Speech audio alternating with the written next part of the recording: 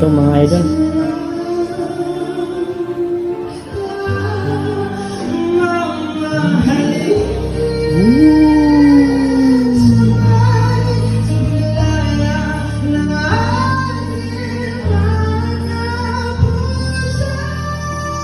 Wow!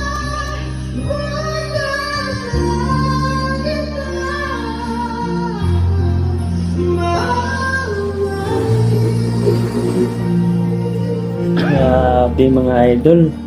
Ang galing ng boses mga idol. Kakaibang version na naman mga idol ang ating maririnig.